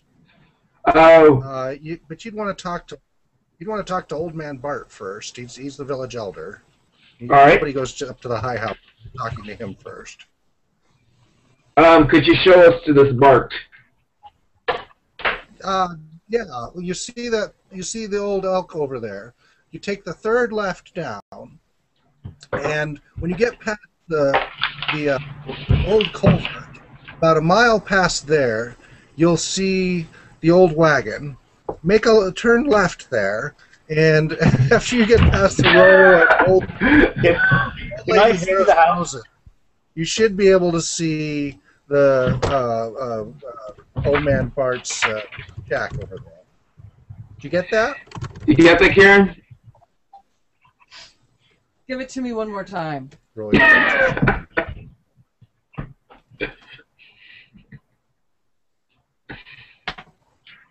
Fumble. No, you've got it. Okay. You've got it. You're convinced you've got it. You don't want to Okay. hear that again. We're good to go.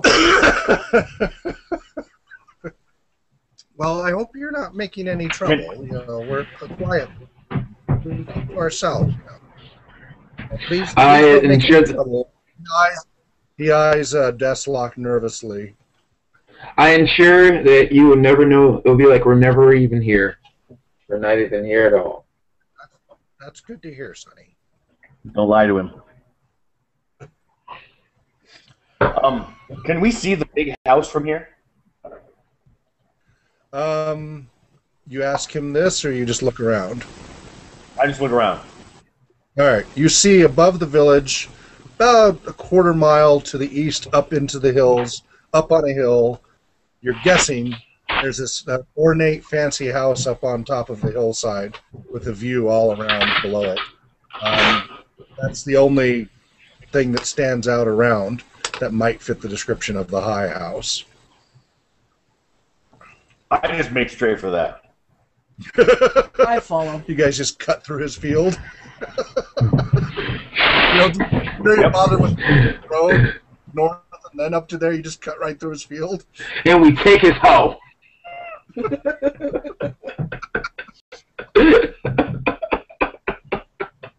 you realize you're actually... old hoe. By the way, did I get you guys alignments?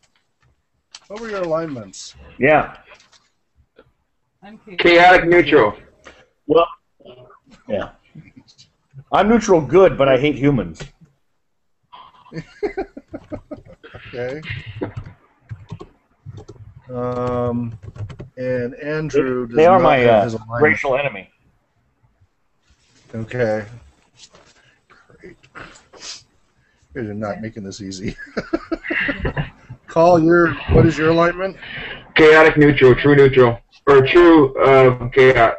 You guys are going to have a tough time with parts of this adventure. Oh, well. We are a wave of apathy. All right. So you cut through his field? Well, I was planning on taking the Or road. are you going to take the road?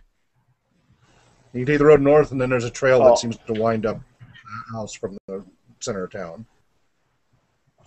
I don't have a need to How far is the road? irritate the vehicles. How far is the turn? The road, you're a mile from the center of town, the village, so it's about a mile to the north, and it's a quarter mile east of the village. I go through his field. What's that? I go through his field. You tromp right through his freshly hoed field. All right, he's like, what are you doing? Knock that off! I just hoed that. He comes up to you, waving his hoe at you. You ride at a trot. Yeah. A trot or a walk? Which? Walk. A walk. Okay, he's slowly Walk. catching up to you with his hoe. Stop that! Get out of my field! He whacks the back of your horse with his hoe. Okay, he whacks the back of your horse with his hoe. Not the sharp end, the blunt, the back stick of it. He hits your horse on the Then I start rump. loping.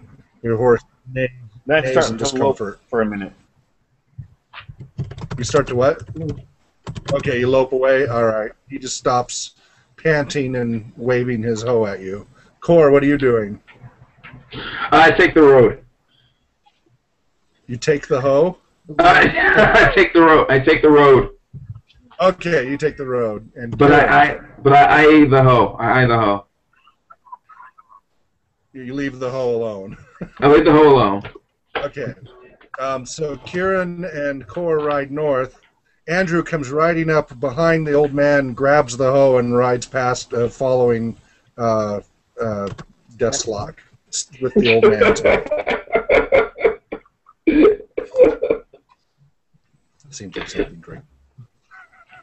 Under the circumstances. And his raven picks out his head. The farmer's eye.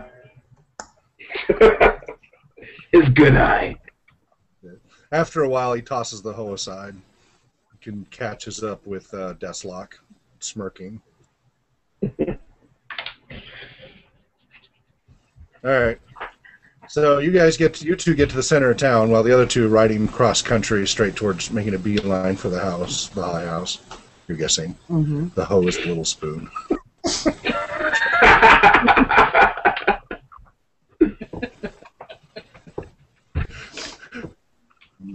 So you're at the center of the village, and there's a number of people who've just stopped in their tracks and their daily actions, looking up at you guys on your horses.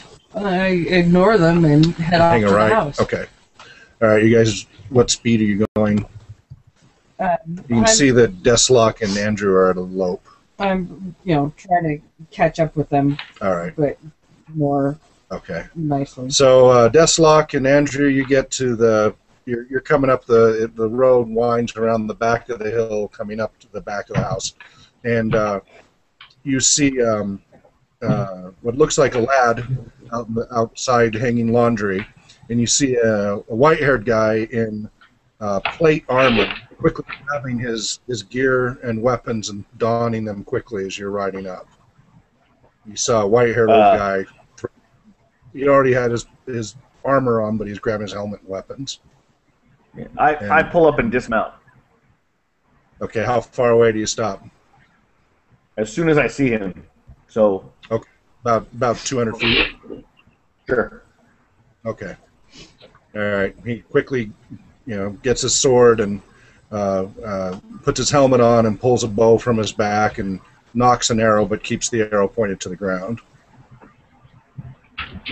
Who goes there? Who are you that you come near here without asking?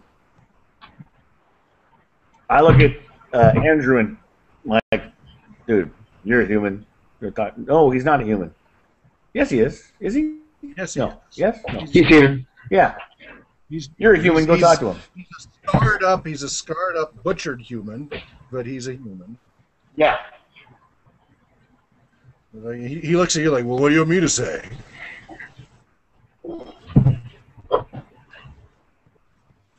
Like, we mean you no harm.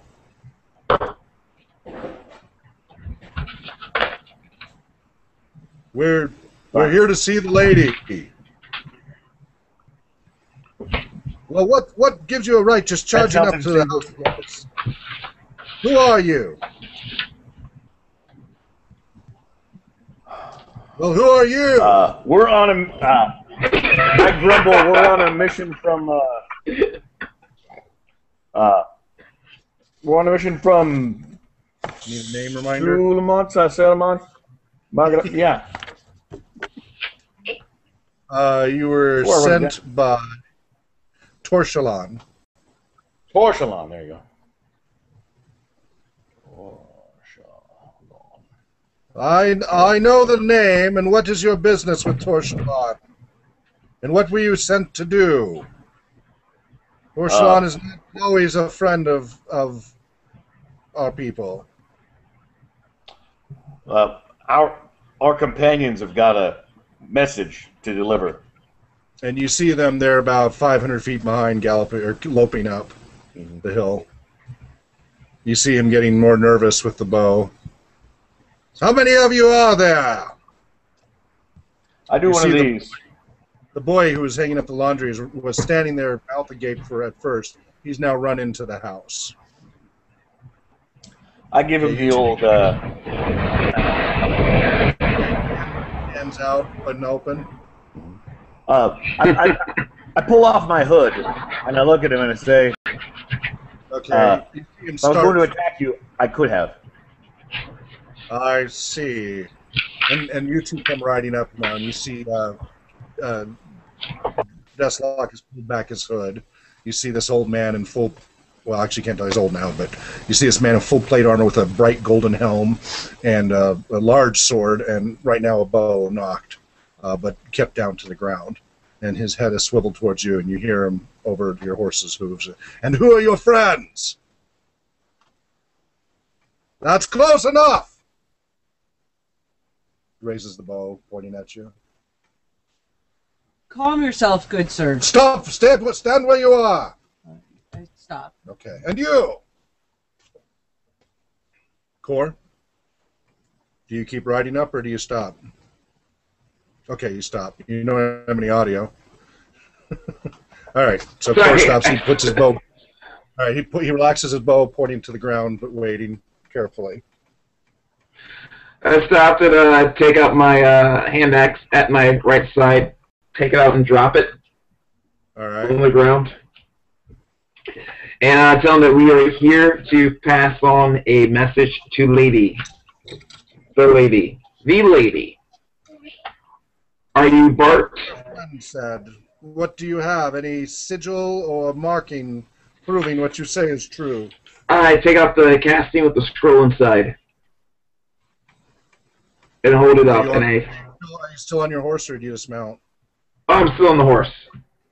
Okay. Dismount and approach. The others of you remain. I ask him to unnotch his arrow. Well, he's got it pointed down to the ground and relaxed, but he still has it on the notch, on the string. Okay. I dismount and hold it up. And I say, this is as far as I go. Place it on the ground midway between us, then. Before doing that, I ask if he is Bart. If he's been what? If he is Bart. Old man Bart. If you mean old man Bart, no. Do you know where we can find this Bart? Old man Bart would have been the other way, west of here. One of the shacks west of here, past the old lady's rose garden. But if I see the sigil, please place that, and I will take a look. Do you see what Joe's saying there, Keystone? He says, we already got to the house. Forget about Bart. I walk up with the gas stain and show it to him. Beeline. Yeah. All right, you set it down midway as he asks? Yes. Okay. Says, step back to your horse, please. I knock an arrow. Okay. You know, I don't draw. You know, I just knock it. Understood. All right. He walks carefully, again keeping his bow to the side. Walks carefully up to or no, I'm sorry. He stays where he is, and he calls out, "Boy! Boy, come out here!" A moment later, the boy comes running out sheepishly. He says, "Go pick that up for me, boy." Yes, that. Go pick it up. Yes, sir. He runs up and boy. One comes back to him. He takes a look at it as the boy holds it up. Steady now. Quit shaking. Well, I reckon the seal looks legitimate. Wait here. He backs away towards the house. Gets up to the house and goes inside the house with the boy with the scroll. A few moments go by. Roll your listen checks. 20. Lucky die, lucky die, lucky die. 6. Okay. Core? Are you listening? Opening up the app. Yes. Okay. 21, all right. And yes. Andrew. Oh. Yeah, natural 20 plus 3. Woo-hoo. Nice. All right. The two of you who did hear, you weren't able to make it out, Kieran. The wind is whistling at the wrong angle or something, and the horse is annoying you. And I'm having a rough day. you are having a rough day. But the rest of you can hear a male and female voice in whispers arguing quickly. You can't quite make out the details, though. However, the desk lock you can, and you hear the old man in the armor clearly whispering to a female voice. My lady, there's a message here, and it's from the city, from the port. This may be what you've been waiting for. It may be time. Are you sure? They don't look like the normal messengers you would send. Hard times call for desperate measures, my lady. Well, then let me see it. Well, let me make sure it's not a trap first. Let me open it for you in case it is. All right, go ahead. You hear a little popping sound, whistling.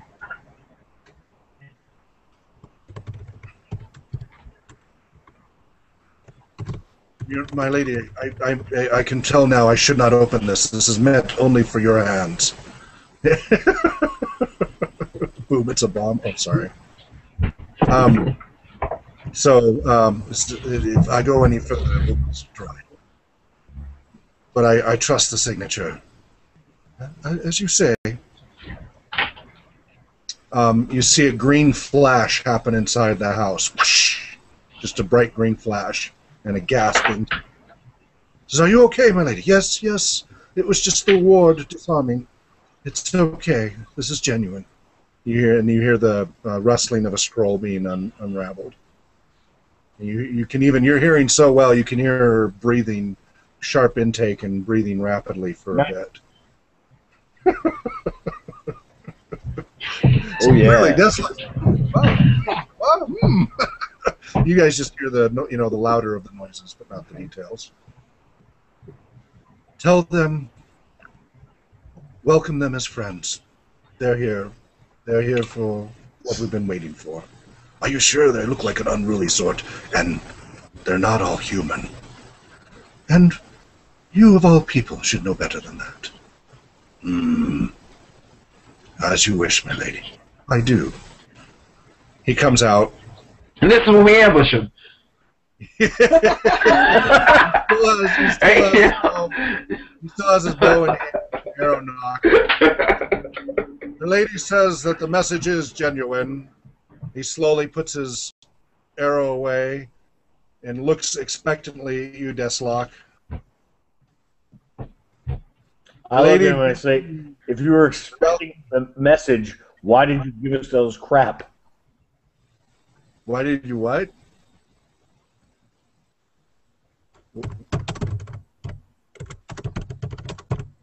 Boom, it's a ball.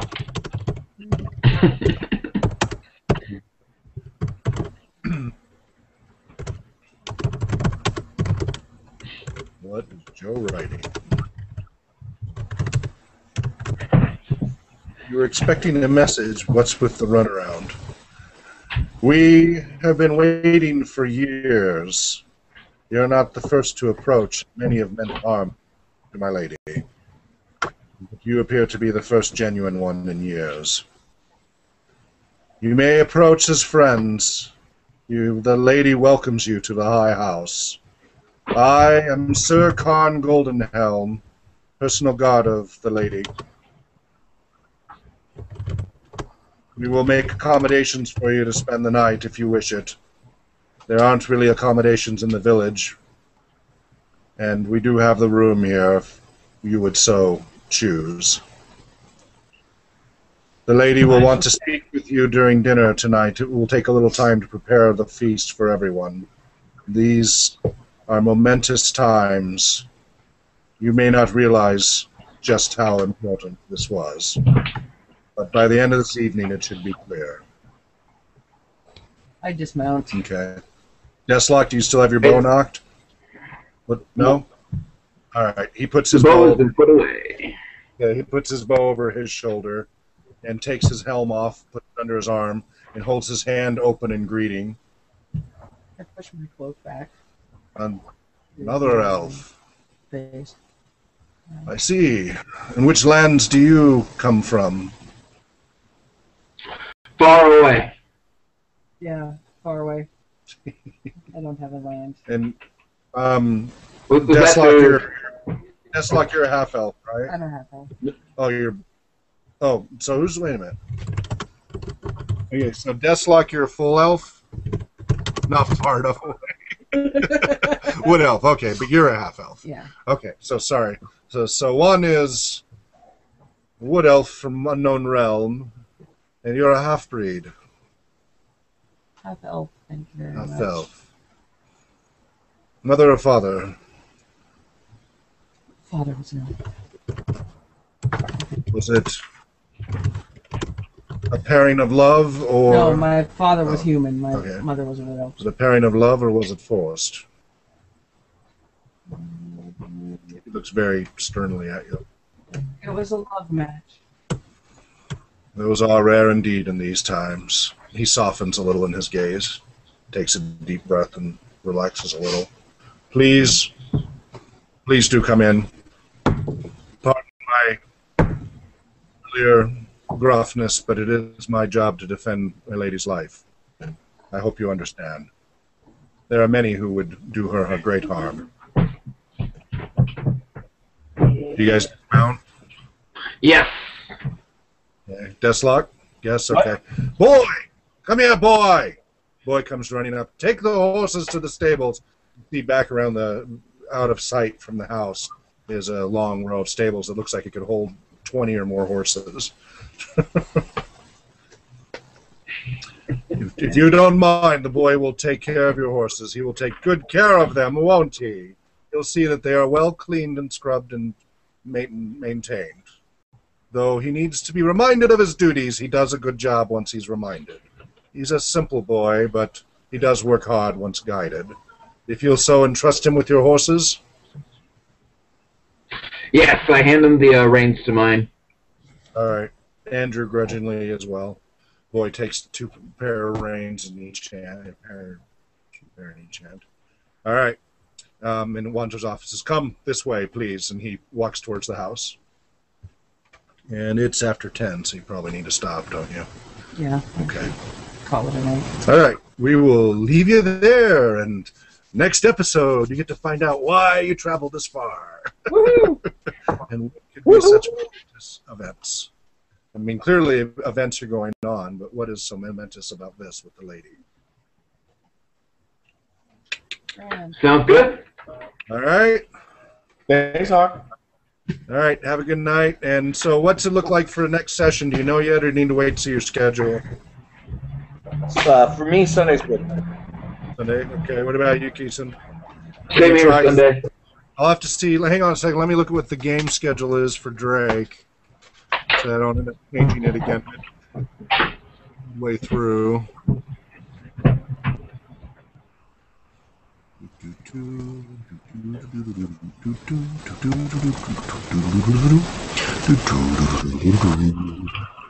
Istanbul. That is the 27th. He does have a game, and it's at 1:10. So no problem doing 6:30 or 6 even.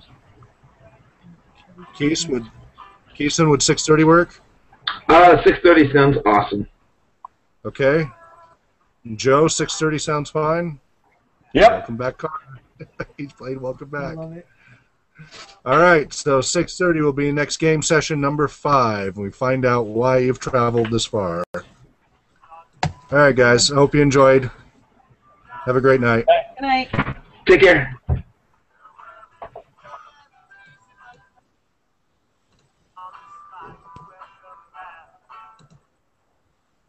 He still played. Welcome back, Carter. Earworm.